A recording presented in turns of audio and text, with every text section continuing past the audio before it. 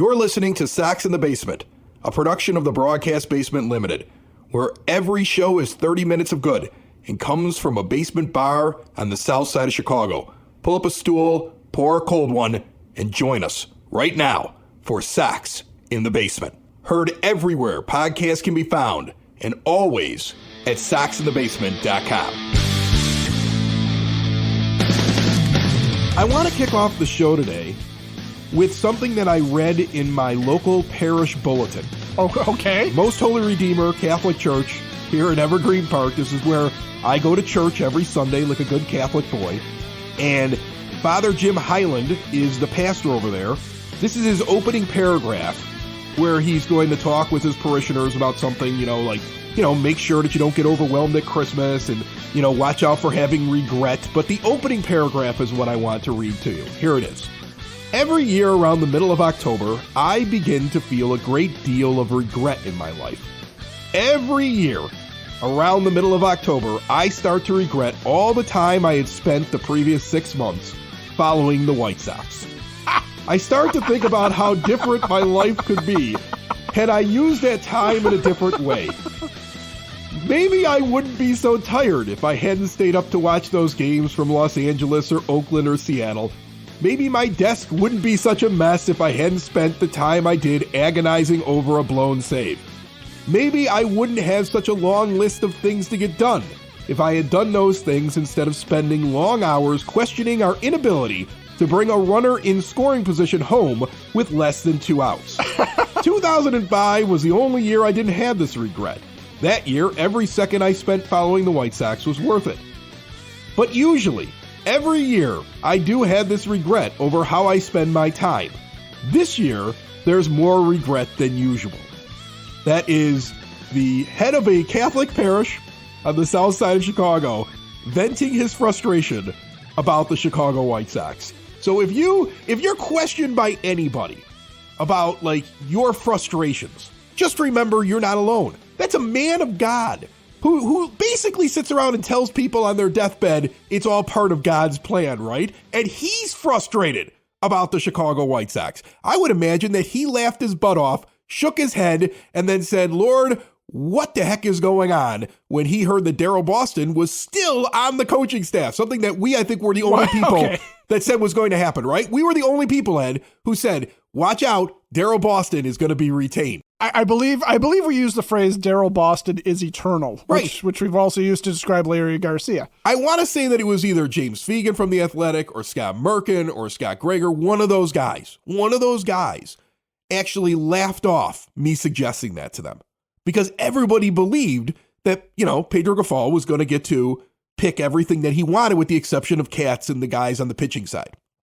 But he didn't get that. I mean, here, let me just ask this simple question to anybody out there listening to Sox in the Basement right now, brought to you proudly by Family Waterproofing Solutions. You heard the commercial at the beginning of the show. For anything from bowing walls to window wells, sump pumps, gutter cleaning, just keep the basement dry, keep it safe, protect your foundation. They're available 24/7 at 708-330-4466. Mention Sox in the Basement, get additional money off. Your basement's best defense is familydry.com.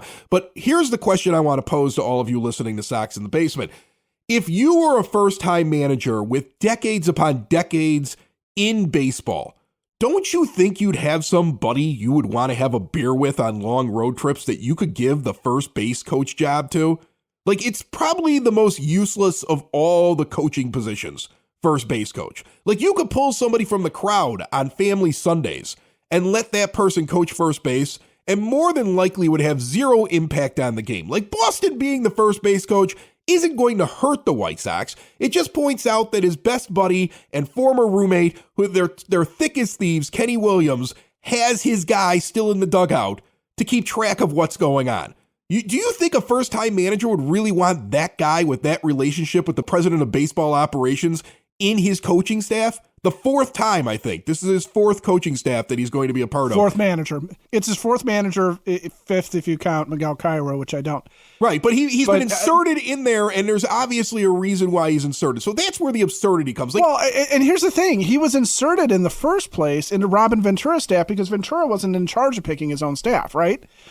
So you look at what Robin Ventura was given, and he was given guys like Daryl Boston. Okay, fine. And you could make some arguments that Boston transitions to Rick Renneria because they were both coaches under Ventura, and Rick might have just taken a liking to Debo and said, okay, stick around. Okay, that's fine. And he's got some history with Tony La Russa, so you could see that transition. But this was one where I can't find the commonality between Pedro and Daryl Boston, other than the fact that Daryl Boston was probably in the building somewhere when Pedro was coming in to talk about the coaching staff, because Daryl Boston is eternal as far as the White Sox are concerned. And I don't understand. I don't understand it, other than the only argument you can make, and you and I were in a big Twitter chain together over this, but the only argument that I could see is that Daryl Boston must be like one of the top 10 human beings on Earth. Yeah, but he's not one of the top 10 human beings on Earth. And I know this. Google his history. What it is because, and in the end, this does answer a question. This answers something you hear on Chicago Sports Talk Radio. We've asked it before. Columnists have asked it before. Who's really in charge in the White Sox front office? It's Ken Williams. That isn't to say that Rick Hahn gets off the hook. Teflon Hahn is just as responsible for this team, but never forget that Kenny Williams is pulling the strings. Now, there's a reason why it's a consensus. Jerry has to approve it, and Kenny's really in charge. Every once in a while, he forgets that he's supposed to be behind the scenes, lurking in the shadows, like the Wizard of Oz, where he's the man behind the curtain, and Rick is actually the thing out in front that you see. But never forget how much control he has in that front office whenever you're dishing out blame. Now, the rest of the coaching staff, I'm fine with. I mean, honest to goodness, like their hitting coach is somebody that's got a nice little pedigree. Jose Castro should be a nice hitting coach, and Chris Johnson ends up being the assistant hitting coach. So it wasn't like just elevating the AAA guy to being the main guy. I'm fine with that. So, I mean, Charlie Montoyo should be a pretty good bench coach. I do find it interesting, though, that when you were handing out different jobs to people, that Daryl Boston's job last year was outfield, which was atrocious, and base running, which was atrocious. And you wanted him back so badly, you took away 50% of his responsibilities and handed them to somebody else because he's no longer in charge of base running. So what he does is he hangs out. He's got a whistle in his locker that they won't let him use anymore, which he used to blow in the middle of games and annoy other teams for no apparent reason whatsoever. He's supposedly just a great dude that people want to have around, and he hits fly balls so outfielders can shag them. That's what Daryl Boston does. I wish I had his job. Maybe it's just jealousy on my part that I can't just float through life because of who I know and stand at first base and coach the White Sox. Like maybe that's what it is. Maybe I'm the problem, Ed, so we should move on from this. Well, this is why drunk guys beat up first base coaches too. They're just jealous. Join us on the phone line right now. Every guest of Sox in the Basement brought to you proudly by the Village of Lamont. Shop, dine, drink, explore, enjoy the holiday season with the lights up, and visit lamontdowntown.com to see everything that they have going on this weekend. Andrew Borders is joining us on the line right now. He currently writes about the White Sox for OvertimeHeroics.net, and it's his first time on Sox in the Basement. How are you, Andrew? Doing great, Chris. How are you? Good, man. Listen, I feel like we're sharing a brain. You wrote an article recently where you were talking about the idea that Mike Clevenger being signed at least opens the door if Rick Hahn is considering moving on from Lucas Giolito. Now, I want to know whether or not you share my feeling. Does Lucas Giolito need to be traded? Because I don't think he needs to be traded. I think that he's going to have a good year this year. But if you want to move on from a guy and get something else that you need, and then maybe explore bringing in another starter or something like that to fill his spot. And you got Clevenger there who could probably pitch at the level that you would want Giolito to pitch at. It gives you a little flexibility in the trade market if the right deal came along. Are we like in sync on that? I would say we're 100% in sync, Chris, because I don't want them to move on from Giolito just because, like every White Sox fan, you fall in love with players. But I think the opportunity to move away from him is good if they're going to do so. It does, and the Clevenger signing does open the door. I expect, like you do, Giolito to have a pretty good year. I think he'll bounce back. No lockout in the offseason to deal with. Working with Ethan Katz all year. Yeah, I expect him to have a huge year, and the opportunity is definitely there for them to move him if they want to. Now, the value is not what it could have been had he not had a down 2022, but there's still value there.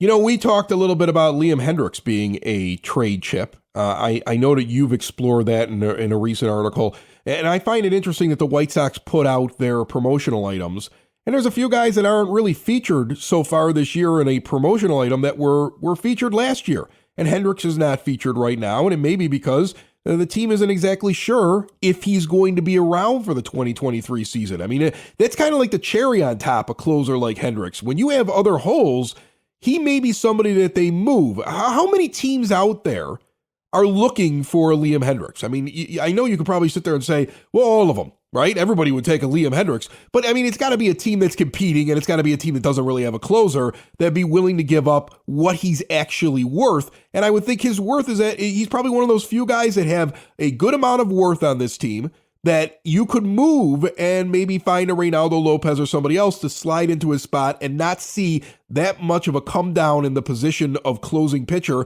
and pick up something you actually need. So is there a market for Liam out there? Oh, I think there's absolutely a market for Liam Hendricks. And the first team that pops into my head is the Los Angeles Dodgers. Now, I know, the Kimbrel thing didn't work out for them. A lot of trust with Kimbrel out in L.A. Hendricks can be trusted. He's that guy that you throw in there. You got to lock it down in the ninth, and Liam's going to the bump. You know what you're going to get. So, yeah, and I think the Dodgers are a perfect fit for Liam, and I think they have the capital in their system to move us a second baseman. What is the first thing that you think the White Sox go and do in the winter meetings? Are they going outfield? Are they going to address second base? Are they going to ignore those two positions because they've done so in the last couple off seasons and do something that we're not expecting? What do you, if you had to look into your crystal ball, what do you see the White Sox doing first?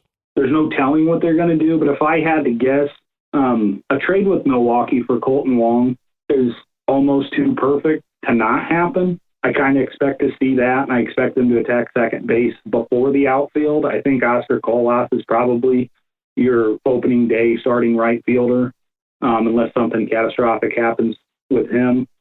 So I think second base is probably the position they attack first, and you and I know that Gavin Sheets will probably open the season in left field.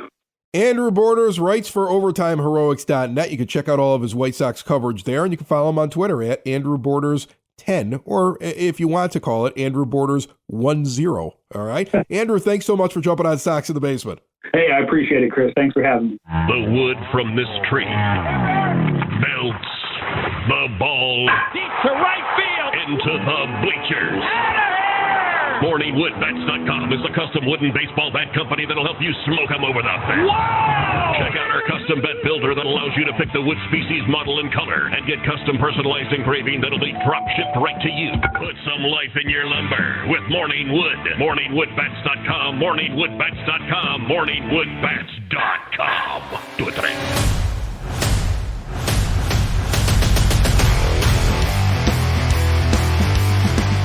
Sox in the Basement listeners, remember to put in Sox22 when you make your purchase at morningwoodbats.com. Get 10% off. I think they're going to do some stuff, though. Like, I really do. I think, Ed, that there's going to be moves. I found it interesting that when the White Sox PR department put out the different giveaways, like the initial promotional giveaways, the only two things associated with a player on this team is an Eloy Jimenez bobblehead where he's saying, "Hi, Mom," right, which, by the way, happened years ago. So it's kind of funny that that's one of the best moments we can come up with is something that happened years ago. That tells you something about how this season went last year. And then a Luis Robert bobblehead. Like, those two guys, like, at some point, somebody had to sit down and say, we want to do promotional stuff. Is the Luis Robert bobblehead him grabbing his leg in pain? I don't know. Just asking. The leg bobbles? That would be the leg bobbles. Listen, yeah. if here's the thing. At some point, somebody sat down and said, we're thinking about doing promotional stuff. Who are you sure is going to be someone we want to promote next summer? Who are you sure is going to be on the team? Who are you sure is going to be in good standing? Who are you sure that you're not going to trade away? Who are you sure about? I got three names, and you just named two of them. They got Eloy Jimenez and Luis Robert, okay? And that those are the only ones that anybody's sure about. Cease is the other guy that I would put in there. I don't see them moving him unless it's for a Godfather offer. But after that, I would say that tells you that they weren't sure about very much. When you see the initial promotional stuff. Also, the Dylan Cease bobblehead, the mustache would bobble, not the head, right? Well, that's what they should have done, right? Like, you know, that's what they should have done. They should have had a mustache bobble. That would have been better than the two things that I already saw them put out. Like, that would have been cool. Right.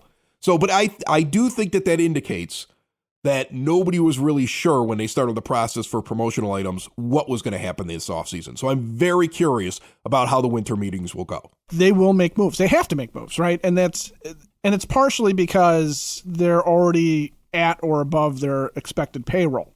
So I'd take Rick Hahn on face value when he says that they're going to try and improve through trades. I think the winter meetings is the natural spot to do it. I don't think that there's any question what they're going to try and do there. But it's the people who are out right now prognosticating and trying to pick and choose what they think they're going to do and playing fantasy manager, general manager, I should say, and trying to make these trades. I think we have to temper our expectations as fans a little bit because trades are difficult. Like, free agency is easy, right? Signing Mike Clevenger was an easy choice. You like what Clevenger has to offer. He's willing to take a contract that is in your mind team friendly and fair to him. Great, sign him up. Okay, it's a contract. It's very straightforward, and a lawyer like Rick Hahn can whip those out in his sleep.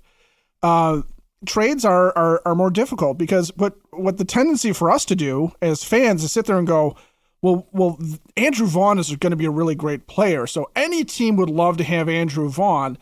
So I'm going to go and I'm going to take him and Lennon Sosa seems pretty good too. And I'm going to package those two guys and Liam Hendricks over to, a team for a second baseman, right?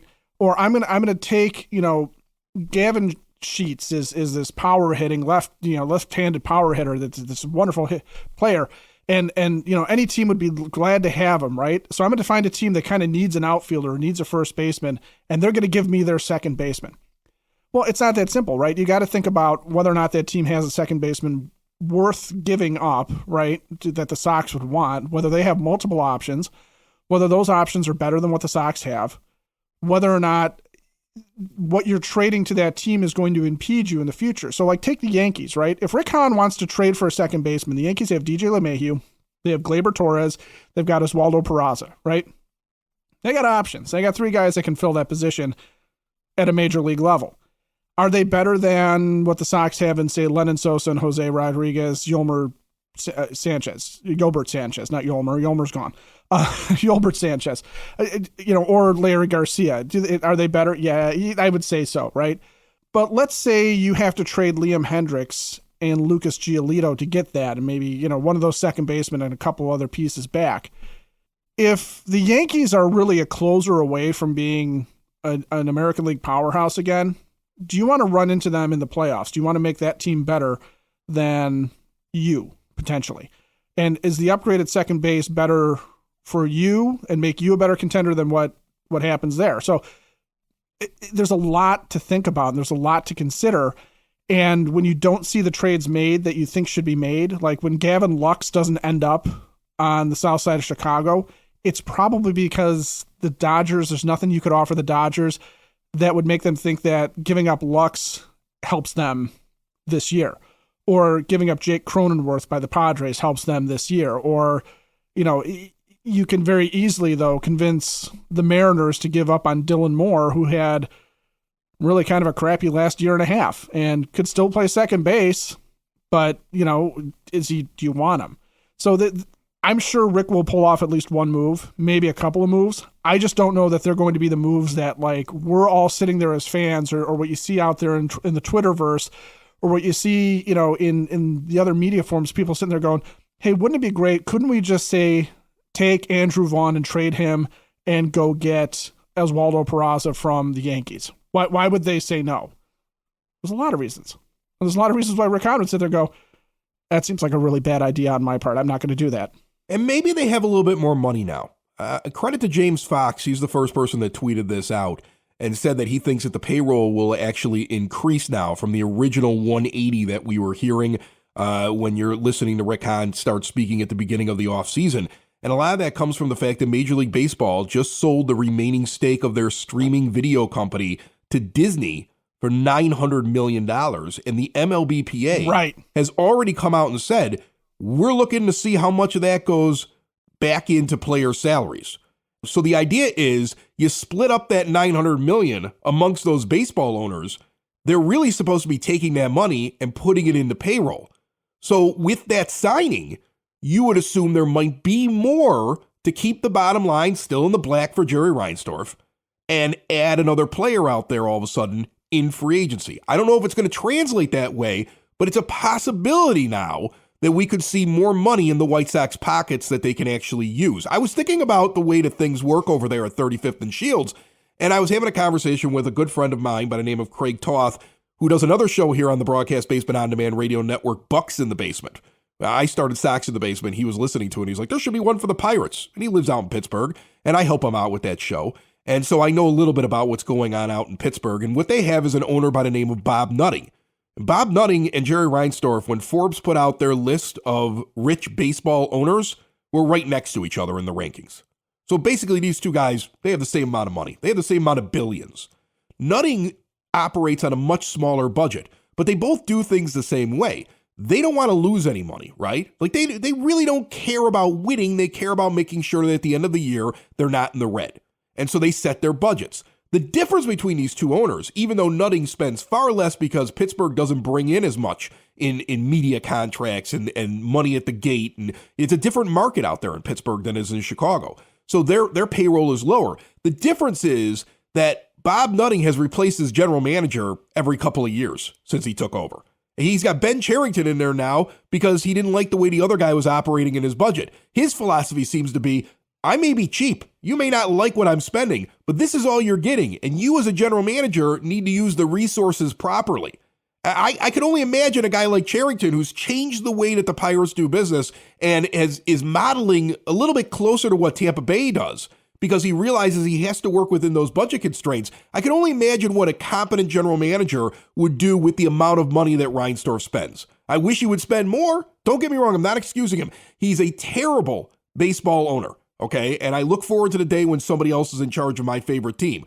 But the guys in the front office, man, I mean, spend the money better because I see other guys in Major League Baseball who are held accountable and work within the budget that's given by the owner. And you might get a little bump here now. So trades and free agent signings, everything should be on the table. I want to see something happen here this month. I really do. It's time now to do some big time work on this team and get it set up because there's so much talent, Ed. I mean, think about it.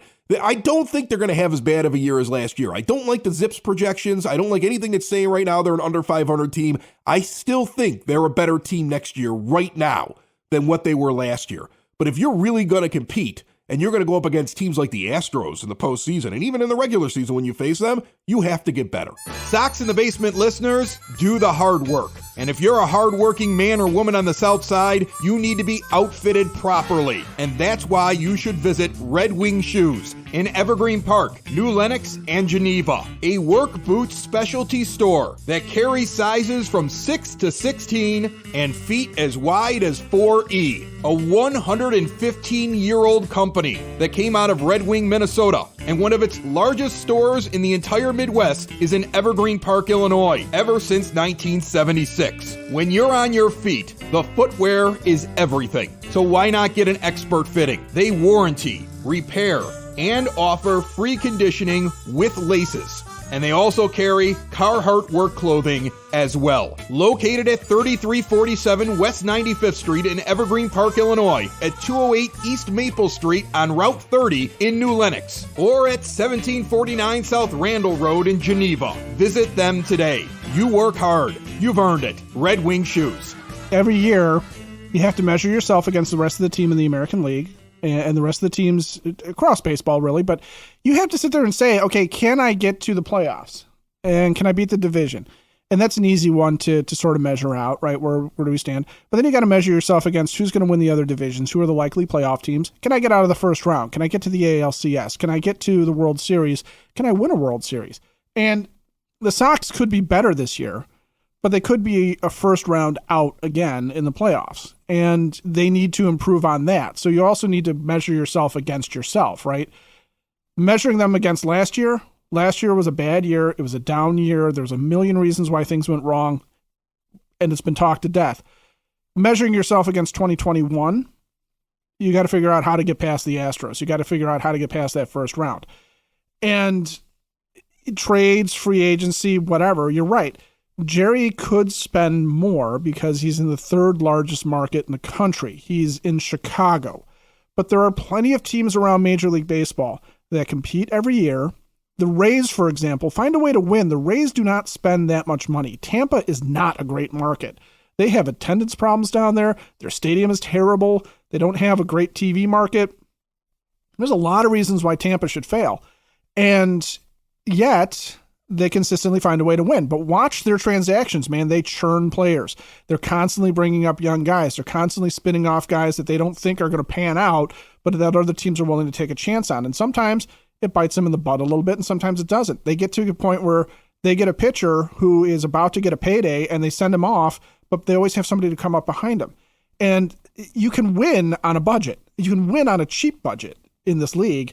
You just have to be able to do it. And if Rick Hahn and Kenny Williams are thinking like they are the general manager and the president of the Mets, where money is not an issue, and in fact, they need to be thinking like we're the president and general manager of the Rays, where money is absolutely an issue, then that's the fault of the guys, like you said. It's the fault of Rick Hahn and Kenny Williams for not being able to work well within that budget, or for trying to pretend like the budget doesn't exist and doing things beyond what they're capable of, like signing Yasmani Grandal to money that you eventually can't afford, or signing Dallas Keuchel to money you shouldn't have signed in the first place. Things like that. My prediction is that the first thing that they acquire is they're going to acquire an outfielder. I think that even though second base really is glaring, everybody's assuming it's Oscar Colas in right field. I think that's the first move that happens. I might be wrong, but I think we're going to see something. You need two outfielders, right? Yeah, I think outfielder. You're going to see you're going to see them add an outfielder through a trade, and then maybe go out and actually sign a free agent outfielder if there's actually more money now with this deal that was made, or if Hahn was playing possum, or whatever the reason is. I tend to think to myself, there's probably another signing in there, one more, and there's definitely a trade, but I'm going to see outfielder first. I think that's where it's going. Well, and outfielders are more plentiful than second basemen are, right? So you have fewer opportunities to get a second baseman on the trade market than you do outfielders, because outfielders, there's a lot of them, right? And that's where, like, look at Gavin Sheets and Andrew Vaughn, two minor league first basemen who end up playing right and left field for the White Sox are now, if somebody traded for them, they could also plug them into their outfield. I don't know why they would, but they could. And you get a lot of that, right? So, Nick Castellanos, for example, down in Philadelphia, he was a third baseman with the Tigers, and all of a sudden he's a right fielder. It just sort of happens to guys, right? Chris Bryant is now an outfielder. So you get that more often, so you just have more guys and more churn there. So I think they will be able to find an outfielder, and I also think they'll be able to find a good outfielder for relatively little trade capital. I think it's harder. I think it's harder for them to trade for a starting pitcher or a second baseman just because of scarcity. Well, second base is going to be the most interesting thing, and we'll finish on this. But I've seen a couple of lists now where they're talking about second base prospects, where the opening paragraph that the person that's doing their rankings, the opening paragraph, they're indicating that this list is very different than what it was a year before. And the reason is that second base values have changed drastically now that the shift has been taken away, or at least changed drastically. You're still going to see some shifting, but there's certain things they can't do. You need more range at second. And so guys that were on prospect lists to be second baseman, the way that people were ranked in terms of their skill and their value on teams that play second base has changed, because that guy has to play a position that he didn't have to really play the last couple of years when everybody was shifting. So it'll be interesting to see, not only do the White Sox make a move for second base, do they recognize that, or do they get bamboozled, which is probably far more likely with this general manager and president of baseball operations? Do they get bamboozled into taking a guy that used to be more valuable and now isn't as valuable because he doesn't have the range at second base? Well, and that would be a very, very White Sox thing, right? They upgrade second base offensively, but then defensively it's terrible. Right.